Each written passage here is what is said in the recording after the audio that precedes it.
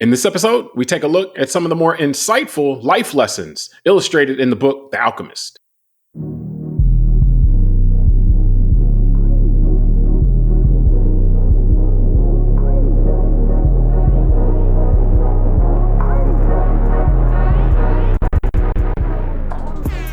Hello, welcome to the Call Like I See It podcast.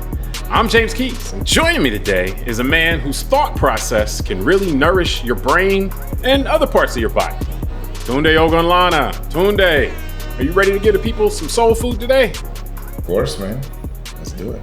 All right, for sure. All right, now before we get started, I ask if you like the show to subscribe and like on YouTube or your podcast platform. Doing so really helps the show out. We're recording on June 7th, 2025, and we continue our culture series today by doing some reading between the lines in the international best-selling book, The Alchemist. Now, the book was first published in 1988 in Portuguese and then first published in English in 1993. And in it, author Paulo Coelho tells the tale of a young Spanish boy who leaves behind his life as a shepherd after having a dream and meeting with a king, and goes on a journey that takes him through the Sahara to the pyramids and elsewhere as he seeks to fulfill his personal legend. Now, we've discussed this book before, but for this show, we're not trying to really do a book report or cover the whole thing. We're really focusing today on life lessons that can be taken from some of the situations in the book. And just as a heads up, there will be spoilers in this show. So, Tunde, to get us started, what did you take away from the beginning of the book, particularly the boy's focus on his anticipated meeting with the merchant's daughter, and how much time was spent in the first portion of the book talking about all he was doing and all he was thinking as far as getting ready for that? Yeah, no, I thought it was great. I think for me, I got the most out of it actually the second time I read it. I think I had to get through I would recommend for people that are either interested or read it one time, because once you read it again, or listen if you're an audiobook person, you recognize the contrast between the boy at the beginning of the story compared to what would be fresher in your head about how he, I would say, evolved and matured, by the end of the book. And so I thought, for me, it was, I use the word cute, like he was a cute young man when he was younger compared to the more hardened, experienced guy when he was by the end of the journey type of thing, even though at the end he did retain some of his innocence. I felt that, it was a great example in several ways. One is when we're younger, how certain things are much more of a focus. We can get very infatuated or focused on certain things as young people. And I would say for me as a young man, I can remember that. And that could have been a young lady and or maybe an ideology or an idea that you become very focused on as a young person. And then the second was because of the contrast. Once you have already digested the story, to go back and see his infatuation, his focus with the merchant's daughter. And that's what I mean. Like one thing he thought in his mind that would be so impressive and so great would be if he could shear his sheep in front of her and show her how great he could shear sheep. And then when you know the story and this amazing journey that this kid took, when you hear that again, you're kind of like, wow, that was the focus of your whole thing back then. And knowing what he's going to kind of walk into in the future. So for me, that was an interesting kind of contrast to real life in a sense. I mean, I think that if you even look broader, to me, actually, just from the large scale here, like the book spends, the first 10% of the book, 15% of the book, he's preparing for this. Now, he had met this lady, this girl, a year before, and he was supposed to come back to that village, the merchant, he's selling wool to the merchant and so forth. And so the book leads in, and we're getting some background on him and so forth. But in a traditional storytelling sense, when so much time is devoted to, and we're going to do this is what's going to happen. And, I'm going to tell her stories because he could read. So that's impressive. And but I can tell her stuff because I can read. I can tell her stuff that I did or making it seem like I did it, but I didn't really do it. And she won't know the difference because she can't read. But there's so much development on this. And then you spend the rest of the book and it never comes back up. So to me, that's what really was it was such his focus that this is all he could think about. And then once he goes on this other, and like you said, it's a much more, what he does ultimately is much more impressive, much more amazing than going to see a girl and showing her he can, cut the wool and selling that wool to her dad. And he was hoping to marry her and stuff like that. And so, but like it was it was a lesson in perspective, to me, because it was like, okay, when certain things are in front of you, and you mentioned the word infatuation, and it's kind of like that, like certain things are in front of you in all of our lives, these will be like our obsessive focus.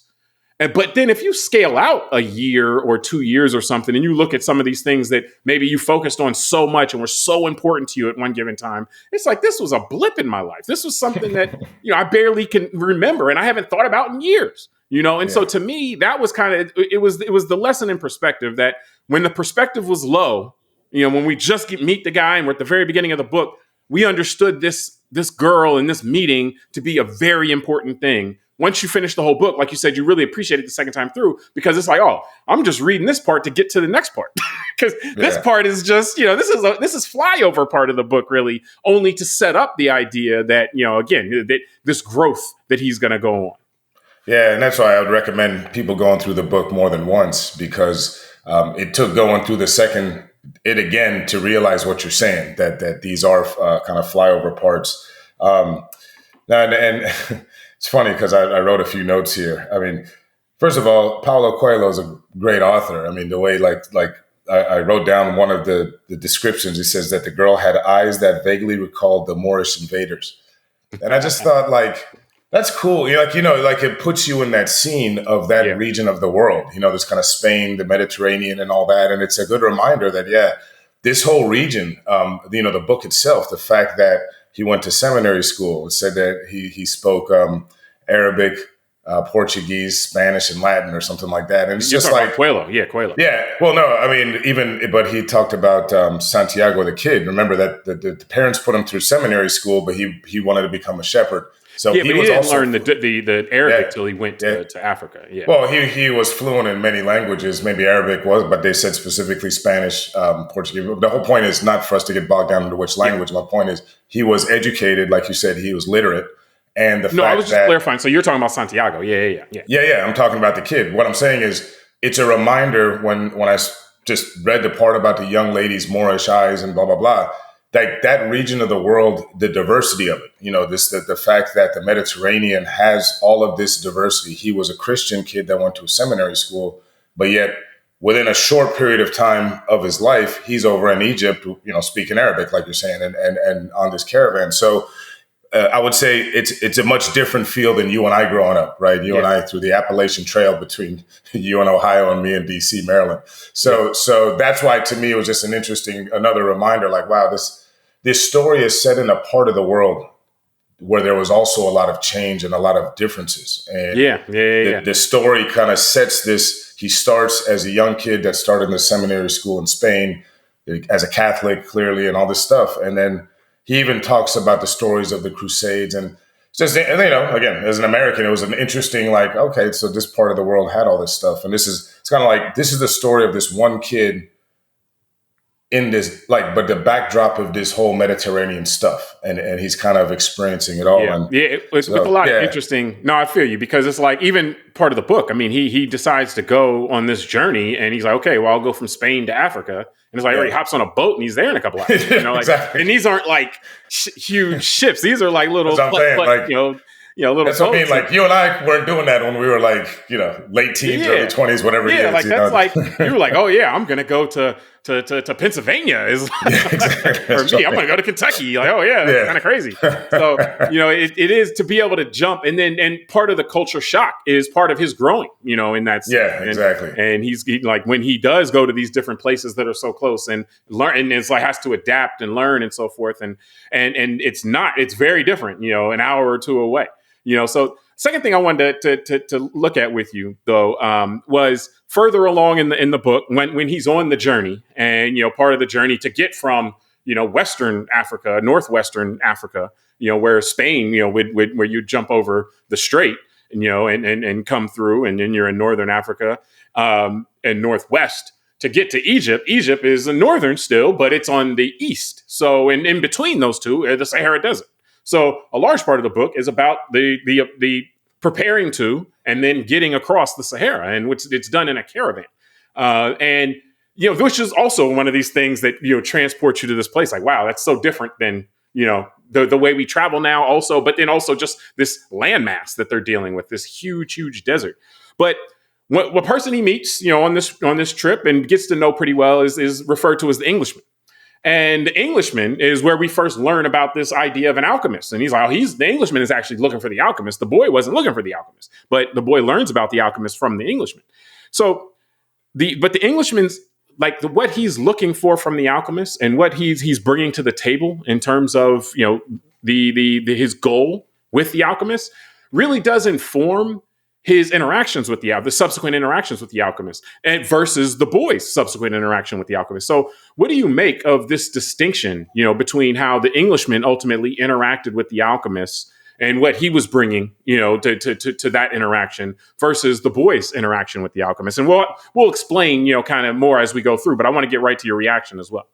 Yeah, I thought that was another, to me, like a profound part of the book, because I thought it reflected a lot.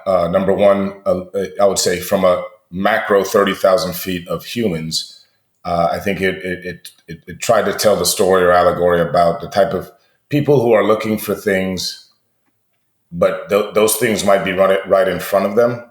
But because they believe they want something else, or they're looking for the more material side of it, then maybe the esoteric or spiritual side of it, they never find it. So, for example, when he was talking about, he wanted to find the alchemist because he could turn lead into gold. And so to me, that was more of like, all right, he wants something material out of this engagement. It's for him. It's a selfish need. Where also don't forget the elixir of life too. Don't get that's what I mean. It's about possessing things, and I want to meet this guy because he can do something right. He can either stuff. Correct, and it's something that's going to benefit me, either more gold or a longer life, things like that. And then the other part, I would say, not so much going to the greater humanity comment, but more of maybe a look at recent modern history. I thought the Englishman represented a bit of the kind of colonial mindset of, let's say, the British Empire when it went, starting with the British East India Company, 500-600 years ago, and started going around colonizing other cultures. And because the Englishman's attitude was more of, I'm, kind of like that's why I love that he's called the Englishman. It's kind of the old British Victorian. I'm the civilized one. I'm smarter. I'm going to have my head in these books and keep reading while this whole world, this new world is around me, is passing me. And so the boy was looking at the Englishman sometimes when they were in the caravan, kind of saying, this guy's always got his head in the books. He's not looking out to see what's out here and what's around. So I found that an interesting contrast where the Englishman was not present on the journey because he knew so much better and he was in his books because he knew how to find the alchemist, where the boy was just innocent and kind of present. And it's the boy that finds the alchemist, not the Englishman. Well, they both found the alchemist, but the boy who's able to get something out of that. The Englishman didn't find him in the way that he had intended. He didn't even know he found him in reality. So, well, I would say, like, to me, what it really represented was that the Englishman, like so the Englishman was someone who, was looking for purpose, looking for some, like they talked about all the things he had learned the world's religions, and he got into alchemy. And so he's reading about alchemy, back in Europe, and hears about that there's this alchemist potentially, in Egypt. And so he goes on the quest to find the alchemist. But what he brings with him is all this knowledge, all this book knowledge, all this information. And these are the books he's reading, is all the stuff. He's like, the alchemist is going to quiz me before he reveals all these secrets to me. So I got to know all this stuff. And what it really was. And then when he finally meets the alchemist pretty much tells him, like, oh, okay, well, you know all this stuff already. So go ahead and continue on doing all the stuff that you know. Like, he came to the alchemist, but he was already closed off for more knowledge because he already thought he knew everything, And so he was like, I have all the books. I have all the explanations. When the boy, he shared the books with the boy, and the boy read the books, and he was like, well, this stuff, all this stuff seems to be about something very simple. And the Englishman took offense to that. Like, oh, yeah, the boy is just too simple, to understand all this stuff. So, but when the boy meets the alchemist, he comes in with an open mind. And so he wasn't necessarily, like you pointed out, wasn't looking for the material gain of it, but he was open to receiving knowledge from the alchemist. And so I think what the alchemist picked up on, and what the alchemist, and when his interaction with the Englishman, it was like, okay, well, you already know all this stuff. Well, go continue to do what you're doing and see if you can figure it all out. And so the Englishman was happy with that. He was like, yeah, I do know all this stuff. So I will just continue to try to figure it out. It's like, all right, so that's what you got out of this. But it was because he was closed off for more knowledge, particularly knowledge that wasn't going to be presented in a way that he thought it was going to be presented in. Like if the alchemist would have gave him a book, then he would have been like, oh yeah, he would have read the book, and he would but the alchemist was one to teach you through life, and that's what we saw in the book. Yeah. And so the boy was receptive to that because he was open to living and experiences and so forth. And that's how he ended up going from shepherding in Spain to, is being open to all these things and kind of, going on a specific path, but being open to how he gets there. And every time he kind of, more things are opened up to him as he has these things that look like diversions. He's actually learning more and gaining more and so forth. So I think what it really revealed is, and I see this a lot, in our life now, like we always are so many of us are so sure of so many things that we close ourselves off to more information that could be, if we just open our eyes a little bit and become receptive to what's going on around us, we can pick up a lot more. And some of the things we think we know may not 100% be true, but it's the surety that so many of us have, especially when we get our knowledge purely from books. Yeah. Well, and a couple of things, man, because as you're talking, it made me think of that old famous phrase that when the student is ready, the teacher appears. And I think that the Englishman, because as you're talking, it was a good reminder to me that the alchemist also was a part of this journey for both men, because the alchemist chose which student was ready. Yeah. And like you're saying, because he met the Englishman didn't meet him. The Englishman didn't know he met him, because the alchemist didn't reveal himself to the Englishman when they met about his true, who he was, his true nature, where he revealed himself to the boy because he, as a teacher, felt the student was ready. And so, and that got me thinking that it was ego on the part of the Englishman, to your point, that the Englishman's ego would not allow him to believe that the alchemist was really the type of alchemist that the Englishman thought he wanted to look for. Because the Englishman thought that an alchemist had to have, a lab with all this chemistry stuff and because he knows so much. And when he met the alchemist and the alchemist reveals himself to him as the alchemist, the Englishman doesn't believe him. And it reminds me of a scene later in the book when the alchemist also reveals the elixir of life and some other stone to other men later on, and they also laugh at him. Yeah. And the boy asks the alchemist, well, why'd you tell him this stuff? It could be like, they could have known. And the alchemist kind of says something, I'm paraphrasing here, but he's kind of saying like, when you show people the truth and they kind of don't believe it, they're just going to laugh at you anyway. So he was almost saying like, we don't have to hide this stuff because we can just have it in plain sight. But the fact that they're not ready to take this in means they won't see it anyway. So again, these good lessons. And then the last thing I was going to say as a joke, it gets your reaction, is as you're talking about the Englishman, all I could think of is the Englishman was an early precursor to an online influencer. He was so sure, right? He knew exactly what he was about. And if you come at him with some other fact or some sideways thing, no way. There's a purity test here, and I know what I'm talking about because I read it in the book, and that just reminded me of like living through COVID and about the vaccine or about whatever topic that we are always arguing about as a society now online. That you have these people like the Englishman, they know better than all of us what is how we all should live or what we should eat or whatever.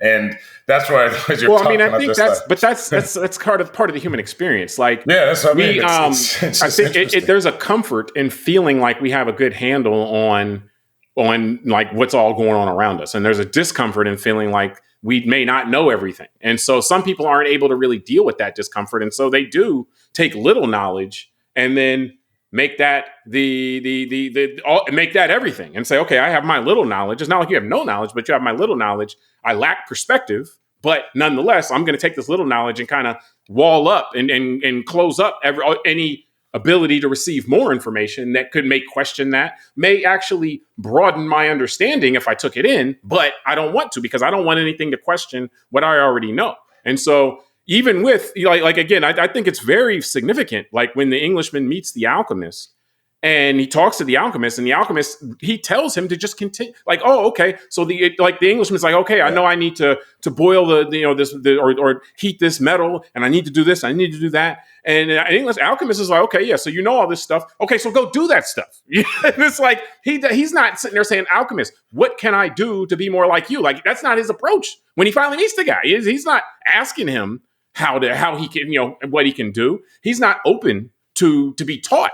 He's like, here's all the stuff I know. I just want you. Can you just kind of wanted a stamp of approval? Like, okay, yeah, go ahead and do it. And the alchemist just really realized that immediately. Like, okay, yeah, this guy is not. He's not here for knowledge. He's here for self-affirmation, or he's here for affirmation of the stuff he already read. So he gave it to him, and then the alchemist left. The Englishman went on and did his thing. And so, but I want to keep us moving. There's something I wanted to throw at you that I didn't prepare you for. For Let's this. See how this goes, audience. So but there was a brief story that I wanted to get your reaction on, because I just find it to be the most fascinating, and that is the very beginning of the book. Before when we have the kind of the prelude, the alchemist, opens up the book from somebody in the caravan and reads the story of Narcissus, and the story of Narcissus, it basically comes down to a youth who is so into his own appearance, looks in a lake every day, and then falls into the lake eventually and dies because he just was so infatuated with his own appearance. And it goes through, the forest and the lakes have a conversation after this. I mean, it's his literature. And the lake gets into, talking about, oh, well, the forest is like, man, he was so beautiful. I'm sure, you miss him. And I think the lake turns salty, and it's like salty tears. It's like, oh, so I'm sure you're crying because you don't get to see Narcissus anymore. And the lake was like, he was beautiful. I was just marveling at the beauty of myself reflected in his own eyes. And so I think that one always stuck with me so much, because it's like, yeah, we look at, so often we're looking at, oh yeah, these people, everybody's so focused on themselves a lot of times that we fail to see that other people are so focused on themselves. So it just, I didn't prepare you for this, but just this story of Narcissus. And I mean, this is where the word narcissism comes from. So, I mean, it's not something that's completely out of left field, but just to me, the lake's reaction and saying the lake was sad. It missed Narcissus, not because he was beautiful, but because he gave the lake the ability to see itself, which found beautiful. So just, did you have anything from that story, that we could throw in at the end of this before we close it up? Can I go back to online influencers, or how the internet is, how we all look through a camera or a screen and we see, marvel at our own beauty. We'll marvel at our own BS. Yeah, exactly. I guess you know what, the interface of whether it's your tablet, your phone screen, or a desktop is the lake, right?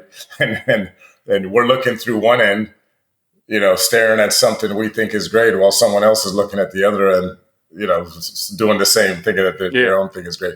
But no, that's why, it's interesting, because as you're talking, it reminds me of that scene where we just said before about the Englishman meeting the alchemist. And it's not that it was both sides, but from the Englishman's point or standpoint, like you're saying, he was already, like, his cup was already full. He was looking at himself, basically. It was the alchemist to him was just a mirror to show him how smart he was. And that's why, to me, the book is great, because, like, I would say, and this is an interesting observation. I'm going to say this. Many of us, depending on your station in society, can walk around like the alchemist. I would say that there are, we've been in rooms or places where people assume they know all about you or the group you represent or your religion or whatever it is. And they're telling you some about who you are, a lot, what you actually live, right? Yeah. And, there's those of us, maybe when I was younger, I would argue with people like, nah, you don't know this and that. As I'm older, now I just kind of nod my head and like, okay, yeah, you see the world like that, or you think my group of people behaves like this, or you think that the religion I like or something is, whatever it is, I don't argue anymore. I'm more like the alchemist now, like, oh yeah, I'll just pat someone on the back and just send them on their way to keep them moving. Yeah, like, all right, I can't argue with you. Your cup is already full. You don't want to learn anything.